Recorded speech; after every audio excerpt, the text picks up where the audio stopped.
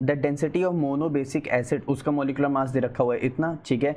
The volume required to neutralization, molecular mass दे रखा हुआ।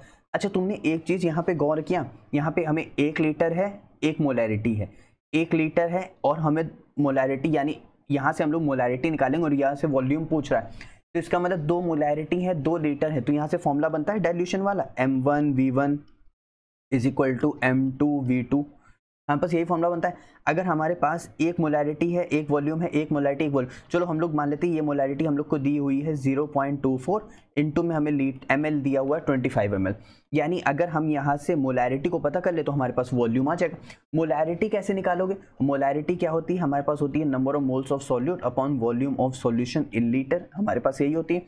अब लेकिन यहाँ से तो हमें दी हुई है यहाँ से डेंसिटी, तो डेंसिटी, अब फॉर्मूला यहाँ से ओपन करो, इस फॉर्मूले को ओपन कर दो जल्दी से, इस फॉर्मूले को ओपन कर दो, यानी मोलैरिटी का अगर हम लोग फॉर्मूला ओपन कर देंगे तो क्या हो जाएगा? मास अपॉन में मॉलिक्यूलर मास इनटू में हमारे पास वॉल्यूम हो जाएगा।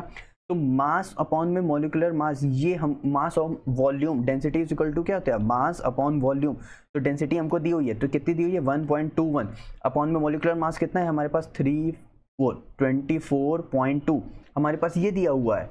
इसका मतलब हम लोग यहाँ से पूरा पूरा मोलैरिटी फाइंड कर सकते हैं और यहाँ पे हम लोग पुटअप कर सकते हैं।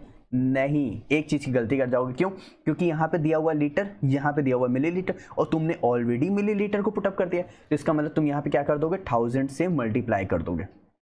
क्या कर दिया तुमने? 1000 से मल्टीप्लाई कर दिया।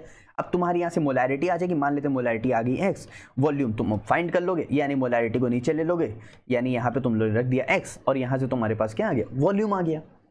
अब इजी था, तो तुम्हारे पास वॉल्यूम कितना आएगा? 0.12 लीटर, यानी ml कुछ ऐसे ही समथिंग आएगा, 12 ml ही आएगा। ठीक, पक्का? आंसर मुझे कैलकुलेट करके बताना कमेंट सेक्शन में कितना आ रहा है। क्लियर? अच्छे से समझ आया? देखो बहुत इजी था, सिर्फ और सिर्फ हमने क्या किया? डाइल्यूशन का फॉर्मूला लगाया, 1 मोलैरिटी दी हुई है, 1 वॉल्यूम दिया हुआ है। 1 मोलैरिटी हमने डेंसिटीज निकाली, क्योंकि मास अपॉन वॉल्यूम हमारे पास डेंसिटी होता है, लेकिन वो लीटर में था तो 1000 से मल्टीप्लाई किया, अपॉन में मॉलिक्यूलर मास हमें इसका दे रखा हुआ है। बस सिंपल हो गया। तो कमेंट सेक्शन में आंसर करके बताना जरूर, ठीक?